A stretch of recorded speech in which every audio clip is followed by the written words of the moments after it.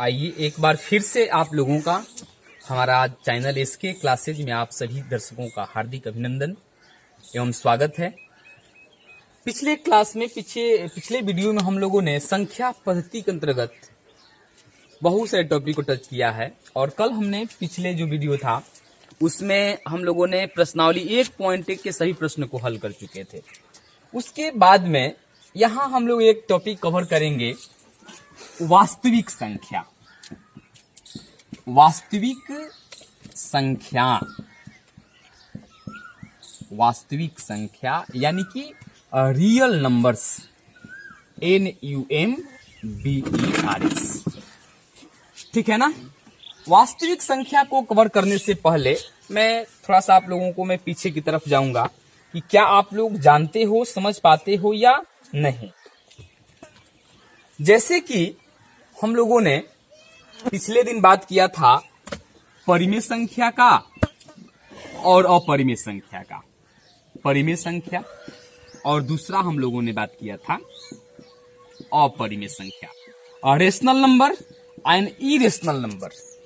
परिमेय संख्या आप लोगों को पता होगा कि वैसी संख्या जो P बटा Q के रूप में हो और जहां P और Q क्या हो, पूर्णांक हो, और साथ ही भी कहा गया था कि Q का वैल्यू 0 नहीं होना चाहिए। वह क्या है? परिमेय संख्या है। जैसे 0, 1, 2, 1/2, 1/3 इत्यादि बहुत सी संख्याएं हो सकती हैं। और परिमेय संख्या में ठीक इसके उल्टा कहा गया था कि वैसी संख्या जो P बटा Q के रूप में न हो और जहां P और Q पूर्णांक हो और Q का वैल्यू 0 नहीं हो।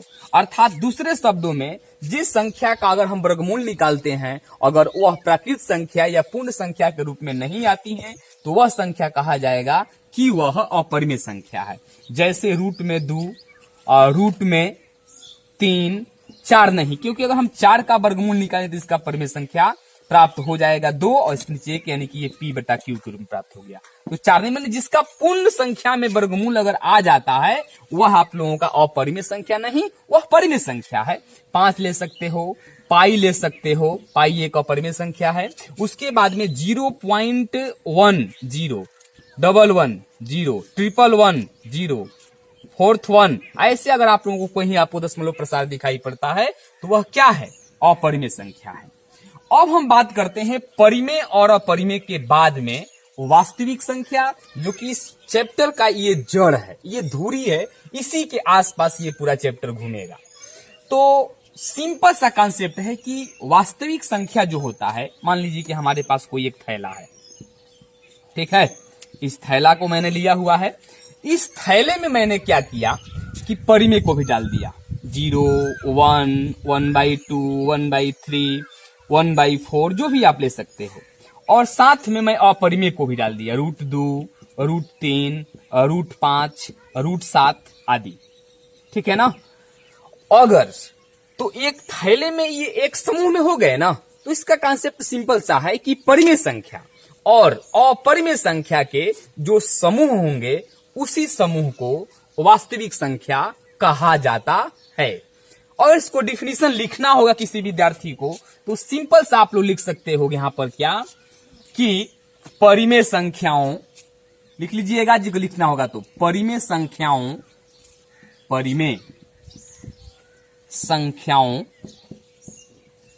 एवं अपरिमेय संख्याओं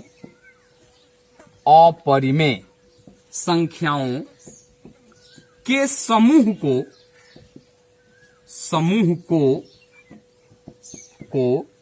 वास्तविक संख्या कहा जाता है।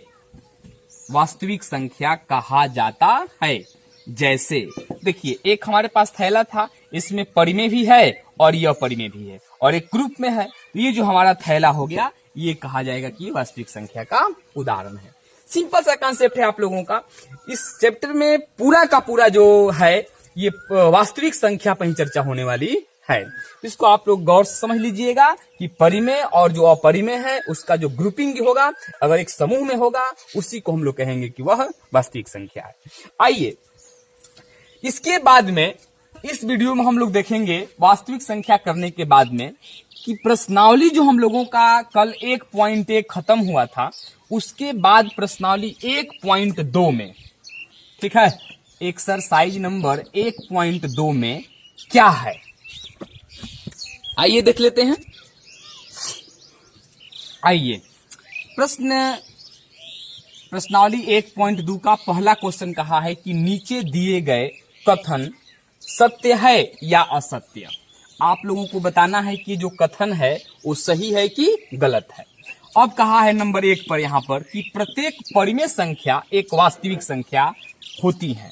ये आप लोग बताना है कि ये जो कथन है वो सही है कि गलत है। अच्छा ये बताओ कि वास्तविक संख्या, ये बताइए कि परिमेय संख्या जो होता है इसमें क्या होगा, 0, 1, 1/2, 1/3। अच्छा, वास्तविक में क्या होता है, वास्तविक में परिमेय भी होता है और अपरिमेय भी होता है। तो परिमेय यानी कि 0, 1, 2, 3, √3, √5 ऐसे करके आएगा ना। तो देखिए जितने भी परिमेय संख्या हैं वो वास्तविक संख्या के ग्रुप में शामिल हो गए, तो इसमें तो कुछ बच नहीं रहा है। तो इस तरह से कहा जाएगा कि प्रत्येक जो परिमेय संख्या है वह एक वास्तविक संख्या होता है। इसका जवाब होगा हाँ, इसका हो जाएगा सही, सत्य होगा। और पूछता है कि कारण इसका बताइए, तो आप लोग कारण में लिखिएगा कि प्रत्येक परिमेय संख्या वास्तविक संख्या के समूह में शामिल होता है, इसलिए प्रत्येक जो परिमेय संख्या है वह एक वास्तविक संख्या का सदस्य होता है। सिंपल सा कॉन्सेप्ट इसका है। आइए क्वेश्चन नंबर पहला का दूसरा देख लेते हैं। कहा है कि संख्या रेखा का प्रत्येक बिंदु √m के अरूप का होता है। तो ये आप लोगों का जो जवाब होगा वो असत्य होगा। क्यों होगा वो आप देख लीजिए। इसका आंसर जो होगा असत्य। संख्या रेखा क्या है ना इस तरह संख्या रेखा, बीच में शून्य होगा, दाहिने तरफ आप लोगों का x, बाएं तरफ हम लोग ले लेते x डेट को, इधर आप लोगों का प्लस है और इधर आप लोगों का माइनस है। तो कह रहा है यानी कि √m, मान लीजिए कि हम लेते हैं कोई आप लोगों का प्राकृत संख्या मैंने ले लिया यहाँ पर 1 को, 2 को, 3 को, 4 को ले लिया मैंने। अब देखिए ना, अगर मैं 1 को लूंगा तो 1 का वैल्यू क्या प्राप्त हो जाएगा, 1। लेकिन अगर मैं 2 को लेता हूं तो 2 का हम लोग को अगर वर्गमूल निकालेंगे इसका हो जाएगा वर्गमूल 1 पॉइंट ऐसे करके माना जाएगा। ये आपका पॉइंट मानाने लगा ना, तो जब पॉइंट में इसका मानाने लगा तो ये प्राकृत संख्या कहां प्राप्त हुआ है, यही कह रहा है कि प्रत्येक बिंदु इसका प्राकृत हो जाए। जैसे अब मान लीजिए इसको हम लेते हैं, किसको, √3 को, इसका हो जाएगा मान लीजिए तो 1.732 होगा, निकाले दशमलव, आप लोग वर्गमूल देख लीजिएगा। अगर मैं 4 को निकालता हूं तो इसका क्या हो जाएगा, 4 का वर्गमूल 2। तो देखिए 1 का और 4 का तो निकल पा रहा है, लेकिन 2 और 3 कहां, ऐसे अगर आगे आप बढ़िएगा तो इसका माने सभी का जो वर्गमूल होगा वह एक प्राकृत संख्या नहीं होगा। इसलिए जो ये कह रहा है कि संख्या रेखा का प्रत्येक बिंदु m के रूप का होता है, इसका कहना गलत है, इसलिए आप यहां पर हम लिखेंगे कि असत्य।